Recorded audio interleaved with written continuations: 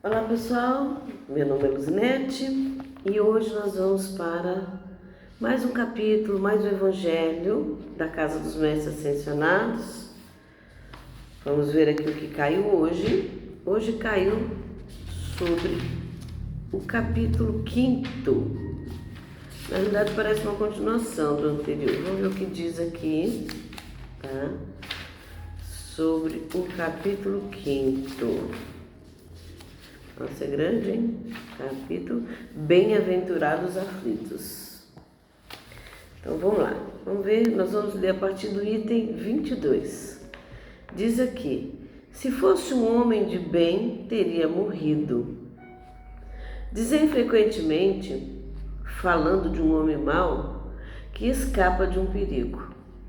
Se fosse um homem de bem, teria morrido. Se fosse um homem de bem, teria morrido. Pois bem, dizendo isso, estás com a verdade, porque efetivamente ocorre que muitas vezes Deus dá a um espírito jovem, ainda nos caminhos do progresso, uma prova muito mais longa do que um bom que receberá, em recompensa do seu mérito, o favor de que sua prova seja tão curta quanto possível. Assim, pois, quando vos servis desse axioma, não duvideis que blasfemais. Se morre um homem de bem, cuja causa ao lado seja de um homem mau, apressai-vos em dizer: gostaria mais que fosse este homem aqui, né? Estais grandemente errados, pois aquele que parte terminou sua tarefa, e aquele que fica talvez não a tenha nem começado. Por que queríeis, pois, que o mal não tivesse tempo de acabar, e que o outro permanecesse preso à gleba terrestre? Que direis de um prisioneiro que tivesse cumprido a sua pena e que os retivesse ele na prisão? Enquanto que se desse a liberdade àquele que não tinha direito à liberdade? Ficai sabendo, pois, que a verdadeira liberdade está na libertação de laços do corpo, e que, enquanto estiverdes sobre a terra, estáis em cativeiro. Isso aqui, gente, é o que eu falo sempre, tá? Todo mundo fala, se aquela pessoa fosse uma pessoa, né, do bem e do mal, teria morrido. Eu queria que o maldoso tivesse morrido. Gente, os desígnios de Deus é para cada um. Às vezes a gente vê uma criancinha tão jovem e desencarnar. Aí todo mundo sofre, nossa, Deus não é justo. Essa criança se foi em tão tenra idade, né? Nossa, e aquele outro lá, velho, sofrendo, doente, não vai. Nossa, por que não morreu o velho, que está acabando, que está doente, está sofrendo? Nossa, a gente vê assim, né? Via, né? Muitos de nós via a situação dessa forma. Nossa, mas pera lá, gente, onde está a justiça de Deus, né? Numa situação dessa. Então, o que o Espiritismo, Allan Kardec, veio nos ensinar? Essa mensagem é uma mensagem de Fénelon, Sens, que é a França, 1861. Então, veja bem, eu estou aqui na Terra fazendo o quê? Pagando karma. O que é a Terra para mim? É uma cadeia, tá? Então, por que eu não vou permitir que aquela pessoa que cometeu muitos erros não fique aqui preso, cumprindo as suas dívidas, pagando seus resgates? Aquele que se libertou cedo, ele quitou. Às vezes você reencarna, você tem lá muitas vidas para reencarnar, e você programa: não, eu vou lá para baixo, lá para a terra, eu vou pagar todas as minhas dívidas até eu completar 80 anos, tá? Então ele completou ali os 80 anos, ele programou aquela máquina para durar 80 anos, e ele se vai, ou porque ele prefere quitar o resto das dívidas em outra oportunidade, aquilo é o que ele consegue quitar, né? ou porque ele completou as dívidas dele, os resgates dele, 80 anos, essa vida até os 80, deu para ele quitar tudo que ele devia, tá? Então, estar aqui na Terra, gente, é a verdadeira prisão. Estar preso nessa máquina é a cadeia. Então, porque eu vou querer que a pessoa boa continue aqui, vivendo aqui, sofrendo aqui, se ela já cumpriu a missão dela, se ela já quitou os resgates dela, se ela já pode ir embora? Por que eu vou ser tão cruel e tão egoísta, querendo que essa pessoa bondosa e boa continue aqui encarnada? É tudo o inverso. Aquilo que a gente acha que é bom e maravilhoso é o contrário. Dizer que a morte é horrível, nossa, morreu, que dor, que sofrimento. Não, que ótimo, que alegria, ela se libertou da cadeia. Aqui na Terra é uma cadeia. Então eu não tenho que querer, tá, que as pessoas, tá, boas fiquem aqui na Terra sofrendo. Não, tem que se libertar. E aquele que tem suas dívidas para pagar tem que continuar pagando para também se libertar. Então, eu não posso querer que esse ou aquele viva ou não. É um questionamento que a gente não tem condição de entender. Por que uma criança tão jovem, 10 aninhos, 10 aninhos, 2 aninhos, 10 meses de vida, desencarnam? Porque foi o tempo que ela tinha para cumprir o resgate na Terra. Você tem um tempo aqui para quitar suas dívidas e muitas vezes para os pais quitarem as dívidas dele. Às vezes, por exemplo, uma mãe, numa outra vida, comete um aborto. Aí nessa vida, qual que é o resgate dela? Perder o filho. Ter um aborto espontâneo de um filho que ela queria muito ter, de um filho que ela ama muito, que ela quer estar com ele. Mas esse era o resgate dessa mãe. Lei da ação e da reação. Tudo que eu fiz numa outra vida, eu venho nessa para colher. Então, se na outra vida eu fiz um aborto, vários abortos, nessa eu acabo abortando espontaneamente um ser que me é muito querido e eu queria estar com ele. Então é assim que funciona a lei da ação e da reação. Então, se fosse um homem de bem teria morrido? Depende. Tanto de bem como de mal, eles têm o tempo de desencarnar. Tá? E não é porque ele é do bem que ele tem que ficar aqui, ao contrário, quanto melhor ele é, melhor para ele desencarnar. Aqueles que desencarnam estão sendo encaminhados muitas vezes para a luz. Estão muitas vezes quitando seus karmas, suas dívidas, estão tendo a liberdade de sair dessa terra densa, porque aqui, gente, o planeta Terra é denso, é pesado, tá? Então, quem se liberta dele aqui, espontaneamente, diga-se de passagem, não pense que porque aqui é um lugar, né, pesado, de pagar karmas pesadas, e lá no plano espiritual é a luz, a alegria e felicidade, não pense que eu vou simplesmente me matar aqui e vou para lá. Ledo engano, vou lá para o umbral, pior do que aqui na Terra, bem pior. Então, gente, a gente tem que ter nosso tempo, nossa paciência, tá? Não é porque aquele ser, tá, abençoado, iluminado, desencarnou, tá? Ou aquele do mal que continua aqui, que a gente pode querer que ele desencarne. Não, cada um no seu tempo, cada um no seu momento, né?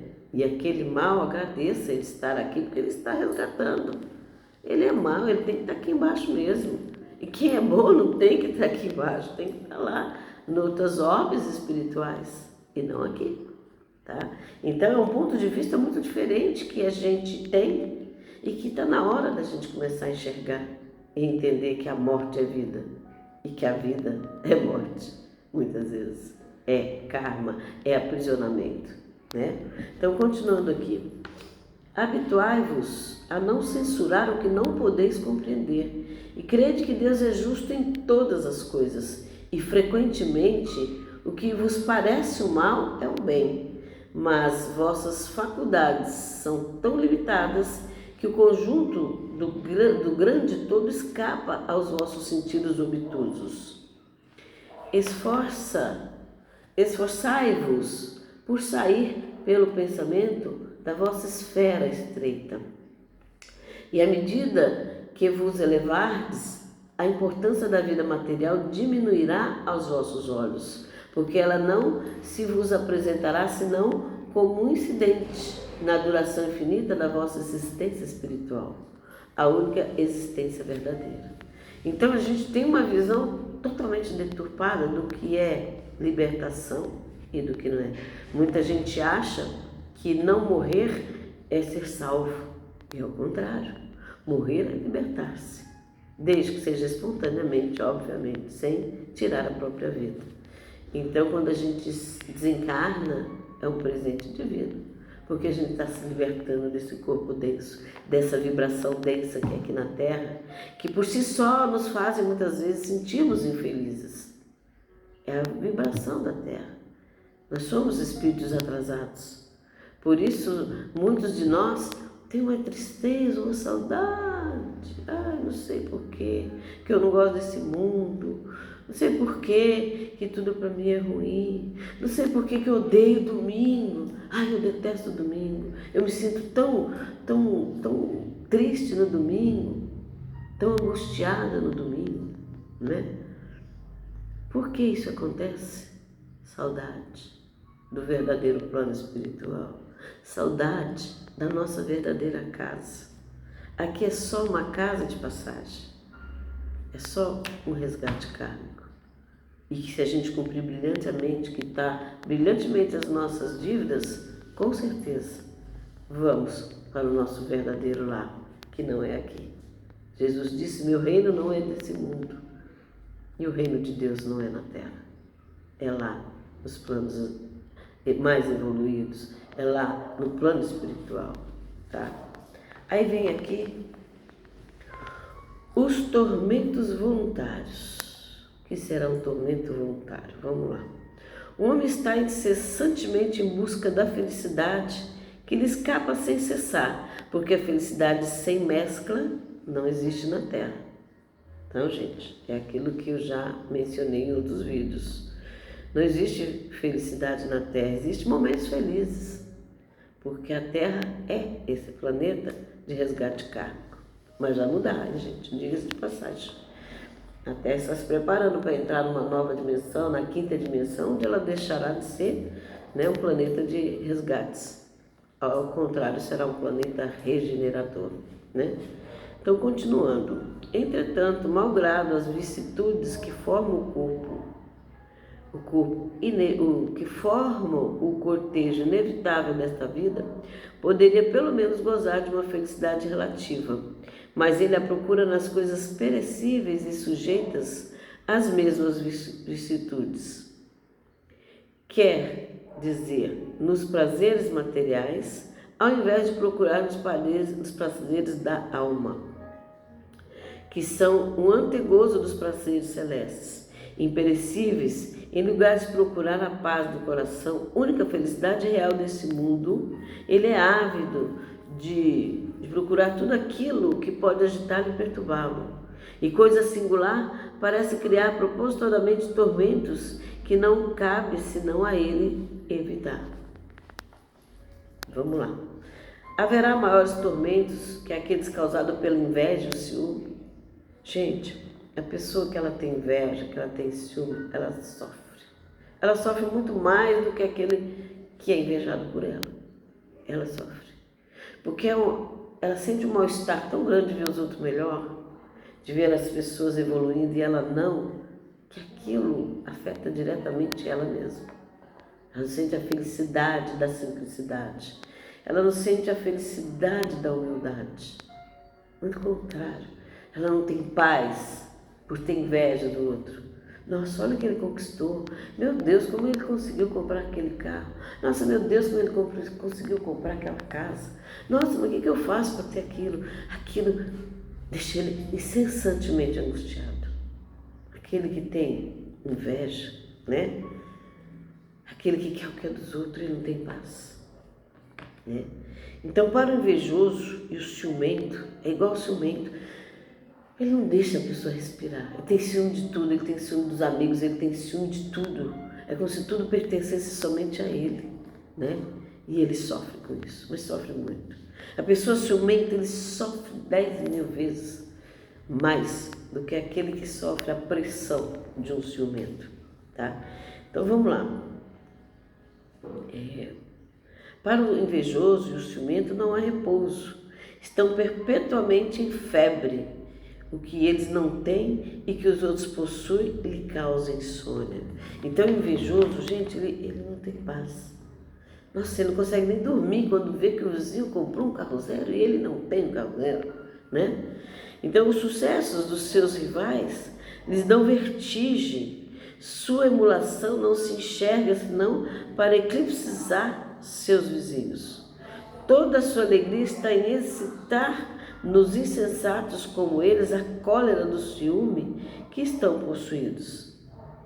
Pobres insensatos, com efeito, que não sonham que talvez amanhã lhes será preciso deixar todas essas futilidades, cuja cobiça envenena a sua vida. Então o ciumento, o invejoso, nossa, ai como eu queria aquela vida, olha a vida da pessoa.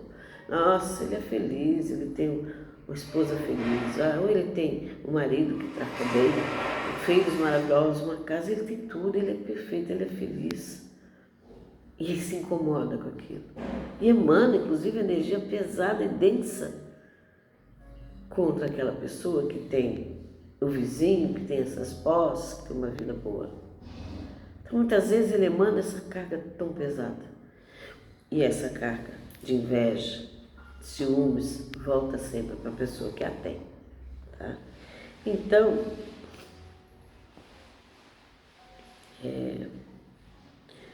pobres insensatos com efeito que não sonham e talvez amanhã lhe será preciso deixar todas essas futilidades, ou seja, hora de desencarnar, cara, fica tudo aí. Nada vai ser levado para o plano espiritual. Você só leva para lá as suas virtudes, as coisas boas que você fez daqui enquanto aqui esteve. Então não é a eles que se aplicam essas palavras, bem-aventurados aflitos, porque serão consolados. Aqueles aflitos, que estão aflitos pela inveja, pelo ciúme, por querer ter aquilo que as pessoas têm, esses não são os bem-aventurados aflitos. Os bem-aventurados aflitos são aqueles que sofrem pacientemente a dor da perda, a dor da dificuldade, a dor das doenças, a dor de todo tipo de mazela.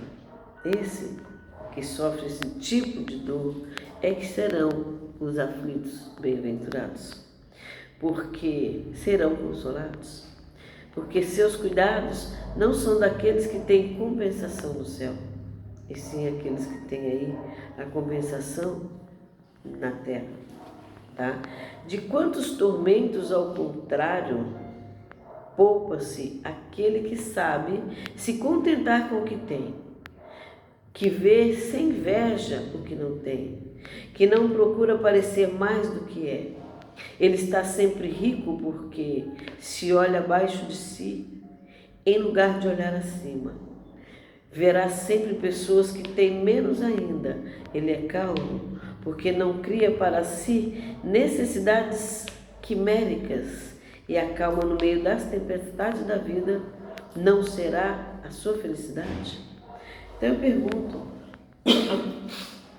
quem é feliz?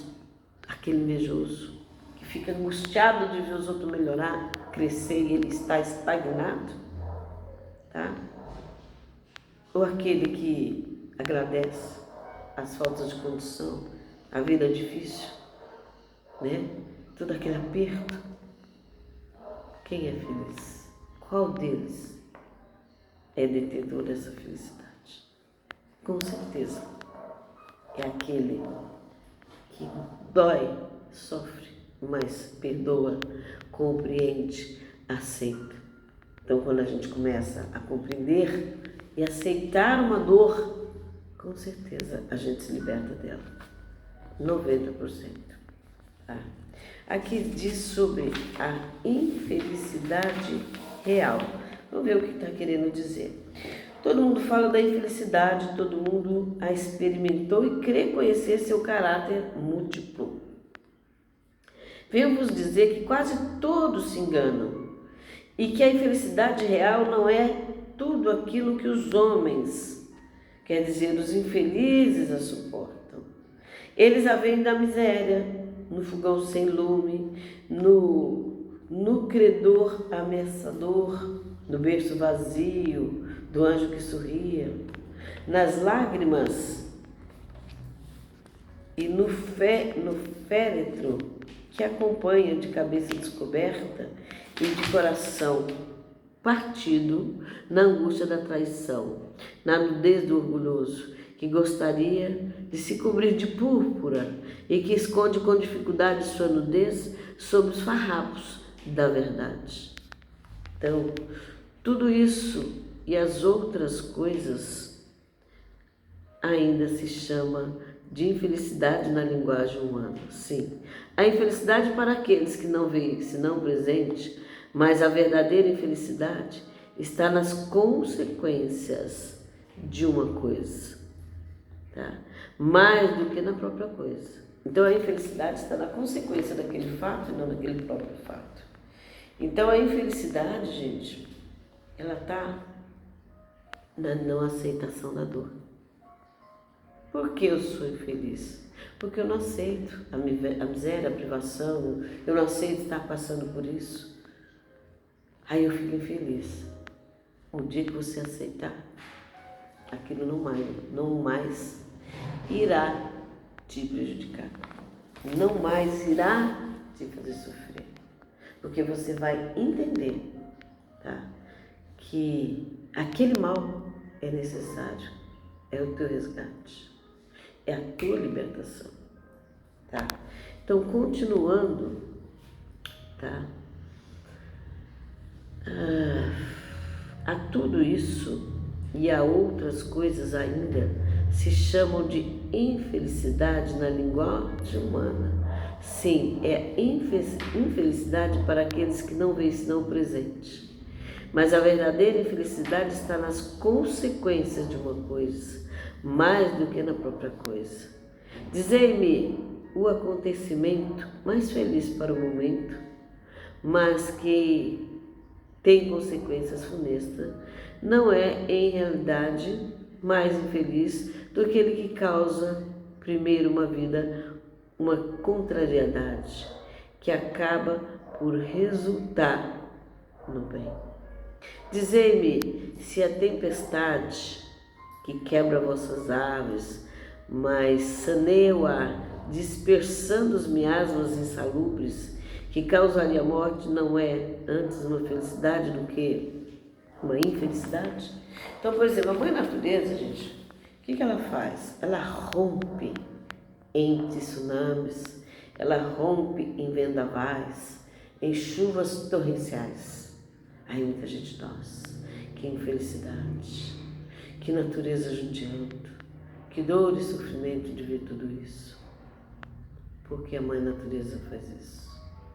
Porque ela está limpando todas as energias densas através desse rompante. Então, muitas vezes, para vocês consertar algo, é necessário estragar. Então, a mãe natureza, ela faz um esparramo, né, com a sua energia, mudando tudo que está ali na natureza. Sabe? Por que isso? Isso é mal? Não. Isso é libertação. Então, a dor que a gente passa, tá? Aquele sofrimento que a gente passa, que a gente a princípio fala, meu Deus, por que passo por isso? Na realidade, é uma libertação. Não é verdadeira dor. É uma libertação daquilo que nós pedimos para nos libertar. É uma libertação daquela dor que a gente pede um dia para não ter mais. Então, quando a Mãe Natureza, ela rompe as suas energias dilacerando tudo, na realidade ela está preparando a felicidade dos que aqui estão, excluindo e acabando com todos os miasmas ruins que estão no planeta, vindo dos nossos pensamentos, das nossas dores e sofrimentos. Então aquele vendaval é mau? Não, ao contrário, ele vem para limpar. E muitas vezes, para você entrar no bom caminho, seguir aquela viagem, seguir no caminho da felicidade, é preciso um rompante da natureza, ou de qualquer dor muito forte em nossa vida, a gente acordar que existe uma felicidade, mas ela não é desse mundo, ela não é daqui. Porque aqui tudo que nós achamos que é um bem feliz, muitas vezes é um bem que nos traz a infelicidade. Então eu te pergunto, o que te faz feliz? O que bem é importante para você se sentir feliz? Se pergunte isso. E aí você vai responder, tá?